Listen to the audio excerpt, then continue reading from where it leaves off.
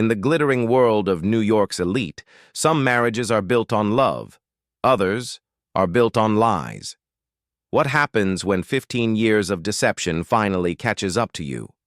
Meet Victoria Sterling, the picture-perfect wife of tech billionaire Marcus Sterling. To the outside world, they were Manhattan royalty. He was the charismatic CEO of Sterling Digital, the company that revolutionized online banking. She was old money Boston aristocracy, whose family fortune had seeded his first venture. But behind the crystal champagne flutes and designer gowns, Victoria lived in a prison of gold. For 15 years, she had played her role flawlessly, the devoted wife, the gracious hostess, the silent partner who never questioned her husband's late nights or mysterious business trips. Marcus Sterling wasn't just successful, he was magnetic. The kind of man who could convince senators to change their votes and make venture capitalists beg to invest. But Victoria had learned that charisma could be the most dangerous weapon of all. The isolation had been subtle at first. Marcus would praise her friends as charming but simple. He'd gift her expensive hobbies she never had time for, a stable. Of horses she couldn't ride, first edition books he called dusty relics. Each gift was a golden chain, beautiful but binding. Over the years, he had expertly dismantled her confidence, not with cruelty, but with a kind of condescending love that was somehow worse. Her opinions were interesting, but his were decisive. Her social circles were quaint, but his were essential for business. Then she appeared. Scarlett Cross, 28 years old, ambitious, and everything Victoria had once been before Marcus had systematically erased her confidence. Scarlett had joined Sterling Digital 3 years ago as a junior executive, but she wasn't content to stay junior for long. She was a fire that burned bright and dangerous, and Marcus was drawn to flames like the moth he secretly was beneath all that power. Victoria first noticed them together during a board meeting. The way Scarlett would anticipate Marcus's needs, finish his sentences, look at him with the same predatory gleam Victoria recognized from her husband's eyes. It was the look of a conqueror who had found her prize. Scarlett didn't just admire Marcus. She mirrored him, adopted his ruthless tactics, his belief that sentiment was weakness to be exploited. The signs after that were impossible to ignore. The Chanel No. 5 on his shirts, a scent Victoria had never worn. The work phone that was always face down, always angled away from her. The business trips that somehow required his most ambitious female executive to accompany him. Victoria wasn't naive. She was a Sterling by marriage and a Harvard graduate by education. Her mind, which Marcus had so often dismissed as being more suited to charity galas than corporate strategy, was razor-sharp when she chose to use it. But Victoria Sterling wasn't just old money. She was old smart. While Marcus thought he had married a beautiful ornament, he had actually married a woman whose mind had been sharpened by generations of family wealth and Harvard business courses. She didn't confront him about the affair. A confrontation would be messy, emotional, exactly what Marcus thrived on. He would gaslight her, call her paranoid, then buy her a diamond necklace to apologize for her misunderstanding. Instead, she began to watch. She became a ghost in her own home, observing, documenting, planning. For months, she had let Marcus control their finances, content with her generous allowance. Now she reclaimed access to everything, using login, credentials Marcus had given her years ago and probably forgotten existed. What she found in the labyrinthine network of accounts and offshore entities was far worse than infidelity. Marcus wasn't just cheating on her, he was cheating everyone. Hidden in a web of shell companies, she discovered systematic financial fraud. He was using inflated revenue projections and phantom assets to defraud investors, artificially pumping up Sterling Digital's stock price before major funding rounds. Worse still, Scarlett wasn't just the other woman. She was his willing accomplice, authorizing transfers and signing off on fraudulent reports with the same ruthless efficiency she brought to everything else. As Victoria sat in the cold blue glow of her laptop screen, mapping out the flow of illicit money, she felt something she hadn't experienced in 15 years. Power. They saw her as a relic, a beautiful problem to be managed until she could be discarded. They had no idea they were about to face the most dangerous opponent of their lives, a woman with nothing left to lose and everything to gain. The final piece of evidence Victoria needed came through a stroke of brilliant surveillance. Marcus was in Geneva, supposedly finalizing a $100 million acquisition. Scarlett was allegedly in London attending a fintech conference. But Victoria's private investigator, former CIA operative James Mitchell, had been tracking every movement. Marcus's private jet made an unscheduled 2-hour stop in London, and hotel security footage showed them together in the presidential suite of the Langham. That same evening, Scarlett made a fatal mistake. She posted a celebratory photo on her private social account, champagne glass raised, laughing with abandon. In the reflection of the crystal ice bucket behind her was Marcus, unmistakably wearing the vintage Patek Philippe watch Victoria had, given him for their 10th anniversary. The caption was pure arrogance. To new beginnings and claiming what's rightfully ours, the future belongs to the bold. Victoria stared at that photo for a long time, feeling the last vestiges of her old life crystallize into something harder than diamond. She had spent 6 months methodically documenting their crimes, not just the affair, but the massive financial conspiracy they were running together. Wire transfers to phantom accounts, inflated revenue reports bearing Scarlett's digital signature, bribes disguised as consulting fees paid to 3 senators and multiple SEC officials. They had built their romance on a foundation of federal crimes. But Victoria's true masterstroke wasn't just gathering evidence. It was what she had done with her inheritance, using an obscure provision in corporate law and money that predated her marriage. She had quietly acquired controlling interest in Phoenix Holdings, the shell company that owned Sterling Digital's core banking algorithm. Marcus had been so focused on isolating her from his business that he never realized she legally owned the technology that made his empire possible.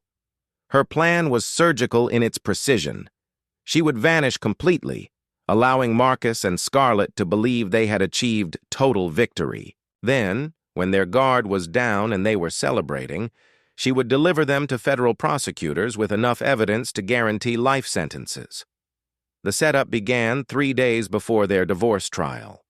Victoria made a very public withdrawal of $50,000 from her grandmother's trust fund, an account Marcus knew nothing about.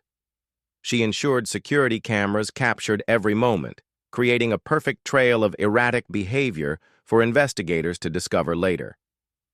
She closed her credit cards, canceled her gym membership, and left her expensive jewelry scattered around her temporary apartment as if she had fled in panic.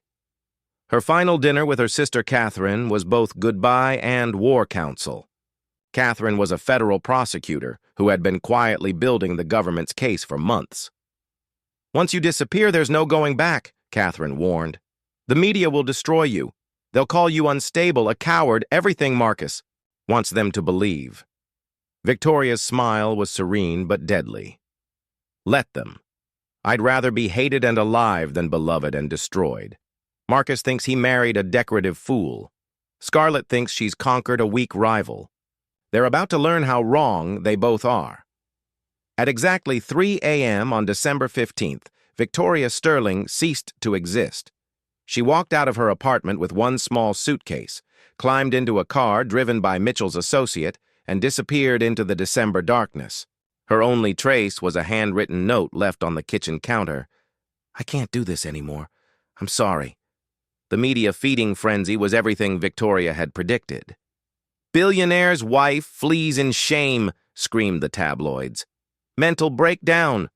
Sterling's spouse abandons court battle," read the financial papers. Marcus performed beautifully, his press conference a masterclass in false concern. "Victoria has been struggling with the stress of these proceedings," he said, his voice heavy with manufactured worry. "I fear the pressure has overwhelmed her fragile state of mind. My only hope is that she finds the professional help she desperately needs." Scarlett played her supporting role flawlessly, standing beside Marcus with her hand protectively on his arm, the picture of loyalty and strength. Behind closed doors, she was euphoric. "She actually ran." Scarlett laughed, pacing there, penthouse in pure triumph. 15 years of playing the perfect wife, and she crumbles the moment she faces real opposition. "I told you she was weak beneath all that Boston breeding." Marcus pulled her close, intoxicated by victory. "You're everything she never was, Scarlett. A real partner, a fighter. Together we're unstoppable." Neither of them realized that Victoria was watching their celebration from a secure location, counting down the hours until federal agents would shatter their perfect world forever.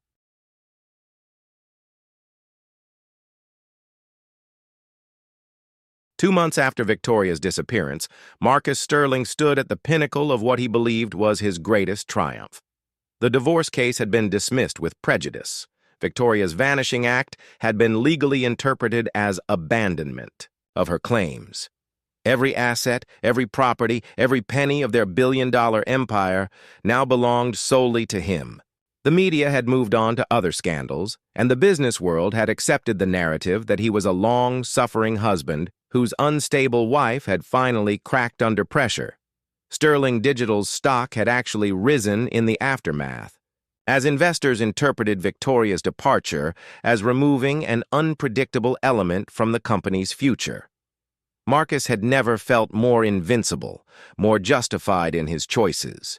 Scarlett had moved into the Manhattan penthouse permanently, her vibrant modern art replacing Victoria's classical pieces, her designer clothes filling the massive walk-in closet that had once been his wife's sanctuary.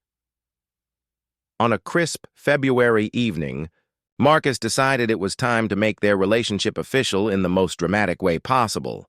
He had planned an elaborate surprise at their Southampton estate, complete with champagne, candlelit dinner, and a ring that cost more than most people's houses. But more than that, he wanted to give Scarlett something symbolic, a gesture that would bind them together not just as lovers, but as true partners in power. His private attorneys had prepared a special document, a transfer of shares in his most secretive holding company, Midnight Ventures. It was the shell corporation that held his most sensitive assets, including the algorithms and intellectual property that formed the backbone of Sterling Digital's success. The single share he was gifting Scarlett was technically meaningless, in terms of voting power, but symbolically, it made her a legal partner in his empire's crown jewel. "You've stood by me through everything," Marcus said, producing the ornate document as they sat before the estate's massive stone fireplace. "When Victoria ran like a coward, you stayed and fought. This makes it official. We're partners in every sense of the word." He handed her a platinum fountain pen engraved with her initials. "Sign this, and you'll own a piece of everything I've built." Scarlett's eyes gleamed with triumph and ambition. This wasn't just about love or even money. It was about power, recognition, and final victory over the ghost of Victoria Sterling. She took the pen without hesitation and signed her name with a flourish. Scarlett M. Cross. The ink had barely dried when the doorbell chimed through the mansion's grand hallway. Marcus frowned, checking his Rolex. "I'm not expecting anyone. Security should have stopped anyone at the gate." Their longtime butler appeared in the doorway, his usually composed face pale and strained. "Mr. Sterling, sir, there are federal agents here. They're asking to speak with you and Ms. Cross immediately." The words hit like ice water in Marcus's veins. "Federal agents? Here? Now?" His mind raced through possibilities. Some minor regulatory inquiry, perhaps a question about campaign contributions. Nothing serious. Nothing that his team of lawyers couldn't handle. But as three figures in dark suits stepped past the butler, Into the opulent living room, their expressions were granite hard and utterly professional. The lead agent, a woman in her 40s with steel gray hair and penetrating eyes, held up her credentials. Marcus Sterling, Scarlet Cross. I'm Special Agent Rachel Martinez with the Federal Bureau of Investigation. We have warrants to search these premises in connection with an ongoing investigation into financial crimes. She paused, her gaze moving between them. We also have something that was specifically requested to be delivered to Ms. Cross personally. Scarlett's confident smile faltered as Agent Martinez produced a thick manila envelope from her briefcase. This arrived at our office 3 days ago via secure courier, addressed to you by name. The envelope was expensive stationery, cream-colored and heavy, with Scarlett's name written in elegant script across the front. Inside the envelope were 2 documents that would shatter their world. The first was a letter on letterhead from Phoenix Holdings, the shell company Victoria had secretly acquired. It was formal, corporate, and devastating. Dear Ms. Cross, as a newly documented shareholder in Midnight Ventures, you are hereby notified that this entity has been acquired by Phoenix Holdings as of today's date. All assets, liabilities, and legal obligations of Midnight Ventures now fall under your shared responsibility as a partner of record. The second document was worse. A complete transaction ledger showing every illegal transfer, every bribed official, every fraudulent report that had passed through Midnight Ventures.